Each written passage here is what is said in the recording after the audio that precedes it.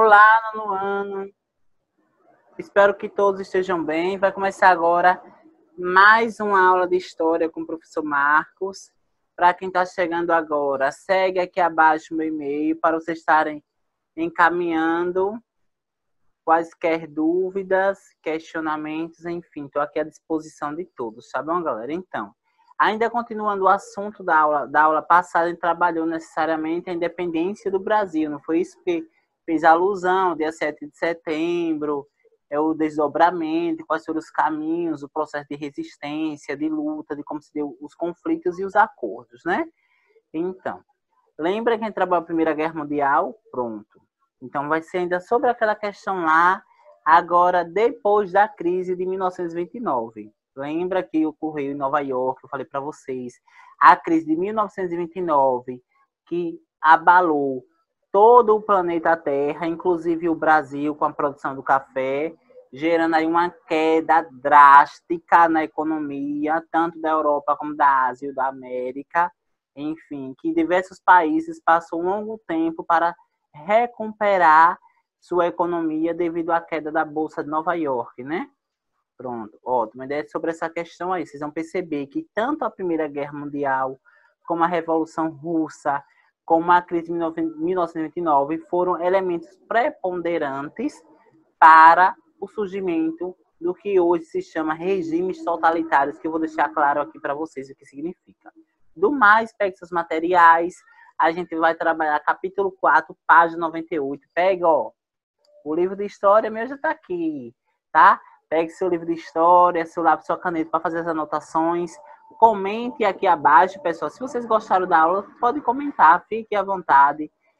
Curta, diga o seu nome, tá bom? A escola onde você estuda, pode ficar à vontade. E não esqueça de fazer a atividade no ano.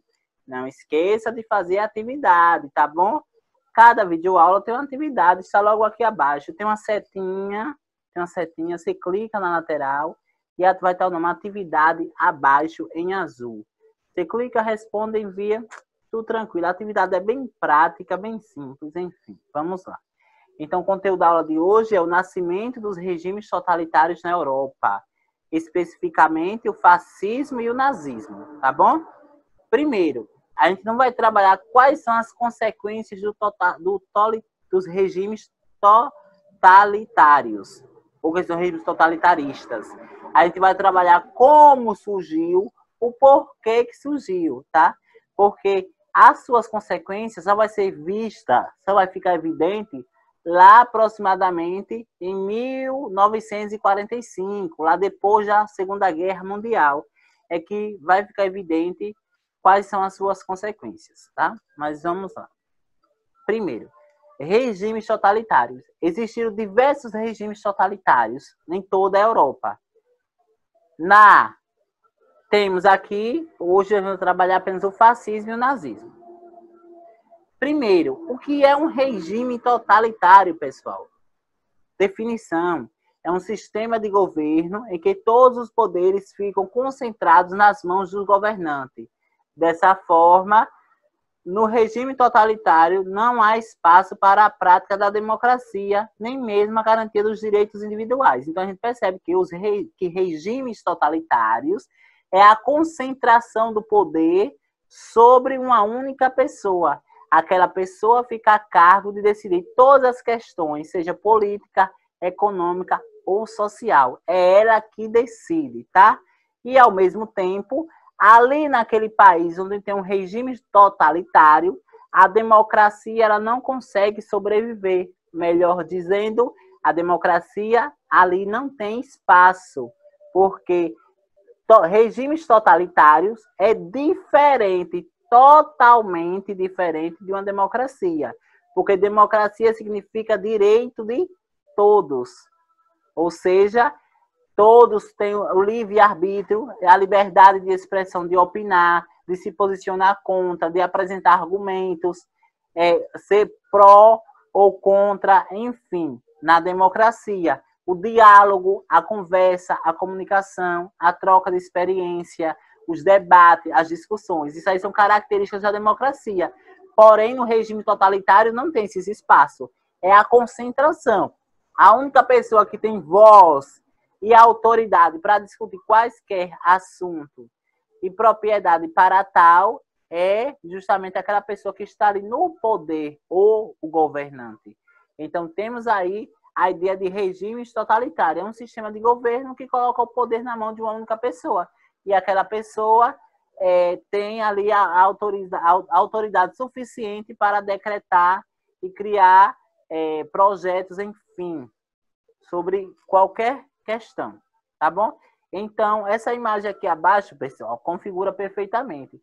Num regime totalitário, não há venda, né? A venda e a censura, ou seja, ninguém vê e ninguém fala, apenas o governante. Então, é essa reflexão que essa imagem vem lançar aqui. Regimes totalitários. Então, os regimes totalitários, ele vai surgir lá na década de 1920. Curiosamente, ele vai surgir justamente no contexto de quê? Da humilhação imposta à Alemanha e à Itália. Que humilhação? Lembra que eu falei para vocês que a Alemanha vai sair da Primeira Guerra Mundial como um dos países mais destruídos e ela foi humilhada através do Tratado de Versalhes, ao qual impôs diversas multas, diversas indenizações e diversas perdas para a Alemanha. Então,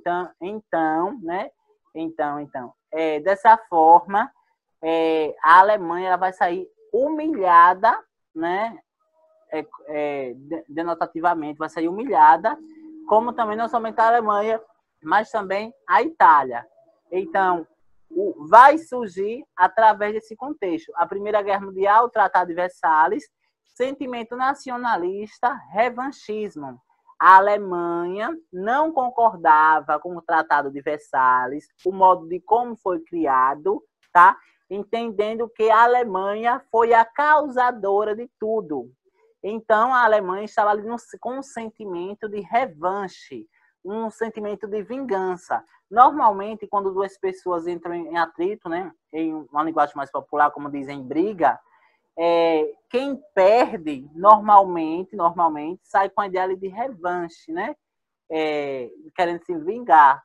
Então, pega essa ideia assim da nossa realidade, infelizmente, é a nossa realidade a questão da violência física, né? Não aconselho, pelo contrário, né? Sempre na paz, através do diálogo se resolve muito, se resolve tudo, na verdade. Então, pega essa ideia da vida real nossa e joga para lá, para o passado. E a gente percebe que a Alemanha saiu com esse sentimento de vingança, esse sentimento de revanchismo para com a França, para com a Inglaterra, para com os Estados Unidos. Ok? Então, tinha esse sentimento aí. A crise de 1929, com a crise da Bolsa de Nova York, que gerou uma crise total no mundo, inclusive na Europa, como também na própria Alemanha. Aí a crise econômica e social. Por que social, professor? Social porque todos os países envolvidos na Primeira Guerra Mundial estavam ali passando por um processo de reconstrução, um processo de restauração devido aos impactos da guerra. Então, a expansão do socialismo e o apoio da burguesia. Dentro dessa questão aqui, eu quero ressaltar o seguinte ponto, o sentimento nacionalista. O que é um sentimento nacionalista? É você fortalecer as suas ideias, basicamente, a grosso modo, e colocar o seu país, a sua nação, acima dos outros países. Não trabalhar aqui de forma de equidade. Isso aqui é equidade e igualdade, tá, pessoal? Mas sentimento nacionalista é justamente você desenvolver uma ideia de pertencimento para com a sua nação. E esse sentimento fez com que todos os países da Europa se fechem, que a Alemanha se fechasse, que a Rússia se fechasse, que os Estados Unidos se fechassem. E lá nesses países começaram a se desenvolver novas políticas, porque não tinha influência externa. Se a Itabaianinha se fecha, automaticamente não vai ter influência externa. Entende? E ali vai surgir novas políticas, novas formas de pensar e novos regimes, novos sistemas. É baseado nessa conjuntura aqui, pessoal, desse contexto de humilhação da Alemanha, da Primeira Guerra Mundial, sentimento nacionalista, a crise de 1929, a crise econômica e social no final da década de 1920, final da década de 1920 e início da década de 1930. E que vai surgir a ideia de regimes totalitários, tá bom? Que é justamente colocar todo o poder na mão de uma única pessoa e aquela pessoa ter autoridade suficiente, tá? Para decretar basicamente qualquer ideia ali em seu país. Ok? Sem ter interferência do outro, né? De outros países. Então, vejamos. Aí eu vou trazer aqui agora para vocês um regime totalitário, da França, que foi conhecido como o fascismo, e depois vou trazer o nazismo na Alemanha. Então, lá ali no final da década de 1920, vai surgir o fascismo na Itália. Veja que a Itália, assim como a Alemanha, tinha essa questão de revanche, né, porque foram as que perderam. Então, o fascismo vai nascer com um carinha lá chamado de Mussolini. Então, vejamos, como surgiu através da insatisfação com o resultado da Primeira Guerra Mundial. Através de quê? Através do empobrecimento no pós-guerra. Os países ficaram empobrecidos. Aliás, ficaram pobres, né, na verdade. Empobrecidos. Ficaram pobres, né? Não tinham condições, porque tinha que arcar ali com a restauração de suas cidades e das famílias que perderam diversos entes queridos. A difusão das ideias marxistas. As ideias marxistas, lembra, pessoal, da Revolução Francesa? Aliás, perdão, lembra da Revolução Russa? É justamente aí. O movimento nacionalista criado por Benedito Mussolini, fundador do Partido Fascista, em 1919. Acabou a guerra, Mussolini, um dos representantes, um dos líderes da Itália, vai lá e cria o quê? O Partido Fascista, em 1909. Porém, o seu auge, pessoal, ele foi criado aí, ali na década de 1920. Mas o seu auge, o seu crescimento, só foi sentido lá no final da década de 1930, que é quando os regimes totalitários, tanto da Itália como da Alemanha, crescem o seu poder e aí se chocam juntamente com quem? Com os Estados Unidos novamente, com a Inglaterra novamente, e aí dá início à Segunda Guerra Mundial. Tá bom, pessoal? Então, aqui, o simbolismo, né? O símbolo é libertar, que é fascismo e libertar, né? É a ideia básica do fascismo. Aí agora eu quero fazer uma comparação. O fascismo, comparado ao nazismo, o nazismo ele é mais pesado, tá? O nazismo ele é mais pesado. Ele teve botando uma balança, entende que o nazismo teve várias questões mais tensas, mais complicadas e que se perpetua até hoje. O fascismo também existe ainda até hoje, pessoal, grupos fascistas. Grupos fascistas são aqueles grupos que se utilizam da democracia, se utiliza da democracia para colocar em prática diversas questões, como corrupção, como coisas que não condizem com, de fato, o que é democracia, tá? Isso aí são grupos fascistas que se utilizam da democracia e assim sucessivamente. Então, vamos lá. Aí agora vem o nazismo, o surgimento do nazismo, a implantação do nazismo na Alemanha. Após a Primeira Guerra Mundial, foi estabelecida na Alemanha o regime democrático, originando uma situação bastante difícil. A situação econômica agravou-se devido à guerra e ao pagamento das indenizações, peço perdão pelo erro ortográfico aqui, exigidas pelos vencedores da guerra. Então, aquela mesma questão.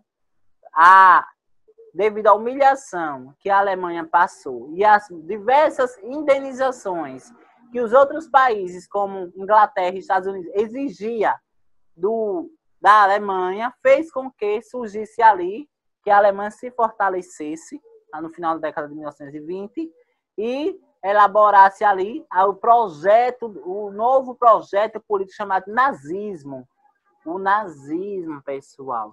Certamente vocês já ouviram falar nesse símbolo, ou vocês, infelizmente, já viram em algum local. Esse símbolo, na verdade, vou explicar para vocês neste instante, representa um dos momentos mais tristes da história da humanidade. Quando se fala do nazismo, representa um dos momentos mais tristes e mais difíceis da história da humanidade do planeta Terra, porque este regime totalitário foi responsável por matar milhares e milhares e milhares de judeus, homossexuais, prostitutas, negros, pessoas que não se enquadravam, que não tinham as características arianas. Quem era arianas? Esse regime só aceitava pessoas que nascessem na Alemanha. Automaticamente, qualquer pessoa que não se enquadrasse a raça ariana, raça alemã, como ele se intitulava, de raça, tá, pessoal? Eles eram automaticamente perseguidos e mortos, sobretudo os judeus. Aí por que os judeus e não outros? Porque os judeus, segundo Hitler, Adolfo Hitler, que ali é o representante do nazismo, ele vai dizer que a Alemanha perdeu a Primeira Guerra porque um judeu que morava na Alemanha contou a estratégia de guerra para a Inglaterra e para os Estados Unidos. Então, o Adolfo Hitler propaga isso na Alemanha e os judeus são perseguidos, tá, pessoal? Isso aí é uma hipótese que tem a respeito disso, tá bom? Então, vejamos. Quais são as características do governo totalitário? Já disse o que é, já disse que temos dois, mas também temos outro também, pessoal, em Portugal, o cesarismo. O cesarismo é justamente um outro regime totalitário que vai surgir, pessoal, lá em Portugal, tá ok? Então, vamos lá aqui. Suas principais características dos governos totalitários, governos e regimes, basicamente. Nacionalismo extremado. O que é nacionalismo extremado? É quando você coloca suas questões da nação acima de outra. Extremado é o extremo, tá? Xenofobia significa que a única cultura verdadeira é a sua nação. Então, vamos pensar. O nacionalismo extremado brasileiro não aceita a cultura de um outro país. Isso é xenofobia. É o preconceito com outras nações, com outras culturas. O totalitarismo, eita, quase que não saía. Totalitarismo, tá, pessoal? Quase, né? Enfim. É justamente a questão da militarismo, né? A preparação para a guerra sempre, eles estão a ponto de combate. O anticomunismo, eles são contra as ideias comunistas. Antiliberalismo, unipartidarismo, culto ao líder. Olhe, aqui, eles adoram um representante. Vamos pensar o seguinte, eles adoravam Adolfo Hitler.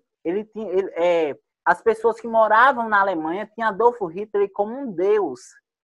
Eles veneravam a imagem de Adolfo Hitler como um santo dentro da Igreja Católica, como uma entidade dentro do Candomblé. Eles adoravam, tá? Eles adoravam, colocavam a figura de Hitler como um ser supremo. A propagação governamental, ou seja, se utilizava dos meios de comunicação para propagar suas ideias. E a educação dirigida. O que é educação dirigida? É educação militarizada. Ou seja, é justamente a educação ser focada na história daquela nação, na identidade daquela nação. Não é permitido, não é aceito estudar outros conteúdos a não ser a história de sua própria nação. Porque isso faz com que gere um nacionalismo e de pertencimento com o seu país. Aí aqui eu trago essa imagem. Lembrem que o totalitarismo, ele é o contrário de democracia. É como se fosse assim, olha, os regimes totalitários vai para o norte e a democracia vai para o sul. Ou seja, dois caminhos totalmente diferentes, pessoal. Não tem nada a ver um com o outro. Pelo contrário, eles estão ali, ó, brigando, tá? E, enfim. E aqui os regimes totalitários, que eu vou focar mais um pouquinho aqui no nazismo. O símbolo, esse símbolo aqui, né, pessoal? O símbolo, vamos lá. Isso se chama uma suástica. Símbolo máximo da identidade ariana. Qual a identidade ariana? A Alemanha. Importante ressaltar que no início do século XX, antes de ser adotada como logotipo do partido nazista, a suástica era considerada um símbolo da sorte, da prosperidade e do sucesso. Nesse ínterim, vai lembrar que do sânscrito, o termo suástica significa felicidade, sorte e prazer. Perceba, esse hoje é o símbolo que representa as ideias nazistas. Se qualquer pessoa hoje, tá, pelo menos no Brasil e em outros países, expor um símbolo desse é crime. Crime contra a etnia de diversas pessoas que morreram. Não somente esse símbolo, como também a veneração que faz lá, né, para Hitler. Não sei se vocês lembram da Copa do Mundo, teve um jogador da Grécia, se eu não estou enganado, é melhor corrigir, teve um jogador na Copa do Mundo aqui no Brasil, que fez o gol, e em seguida ele fez o símbolo, né, justamente, a veneração a Hitler. Ele foi expulso do jogo, e em seguida ele foi deportado para o seu país. Ele foi expulso do Brasil, tá? Porque é crime fazer veneração aos regimes totalitários, sobretudo ao nazismo, tá? Que hoje é conhecido como os novos neonazistas, o neonazismo, ou se não, utilizar sim esse símbolo, tá? Então não é permitido, pessoal, porque remete a algo muito negativo da história, tá ok, pessoal? Então vejamos, repitam comigo, vivemos numa democracia. Vamos analisar aqui essa frase, o que vocês entendem aqui. Aqui está Hitler, aqui a figura de Hitler, né, representa a Alemanha, o nazismo. Aqui os alemãos, né? E aqui é o seguinte, pessoal, a manipulação, o poder, a ambição. Repitam comigo, vivemos numa democracia. É apenas a fala, a comunicação, a ideia. Vivemos numa democracia, mas na prática é democracia? Não. Na prática é um regime totalitário. Isso sim é um regime fascista e nazista. Se utiliza da democracia, da ideia de democracia, esbanja para os outros países que vivem numa democracia, mas só que lá na prática, na vida real, é um regime totalitário. Tá bom, pessoal? E o que é que eu quero que vocês coloquem aí, anotem aí para a vida de vocês, que eu tenho certeza que vocês vão estudar até lá o ensino médio. O nascimento dos regimes totalitários, lá no final da década de 1920 e 1930, vai ser importante, vai ser a base para começar a Segunda Guerra Mundial. Não podemos trabalhar a Segunda Guerra Mundial sem falar para vocês sobre os regimes totalitários. Tá ok, pessoal? Por hoje, o professor Marcos faz o quê? Encerra a aula. Que vocês fiquem em paz, que vocês fiquem bem. Estou com imensa saudade. Não esqueçam, por favor, galerinha, de fazer a atividade que está logo aqui abaixo. Cada videoaula, uma atividade. E a mensagem que eu deixo para vocês é basicamente o seguinte: busque sua paz interior para que também consiga viver em paz com todos aqueles que estão perto de você. A paz interior que é muito importante neste período de pandemia, ao qual, infelizmente, todos nós estamos passando e vivendo, né? Então, pessoal, também mando um abraço à Escola Municipal Pedro Alves de Macedo. Fiquem em paz. Deixo aqui meu muito obrigado. Continue nos acompanhando. Gosto muito da interação de vocês. Comentem, curtem aí, que o professor Marcos, ele vai ficar por aqui e até a próxima. Valeu, viu, galera?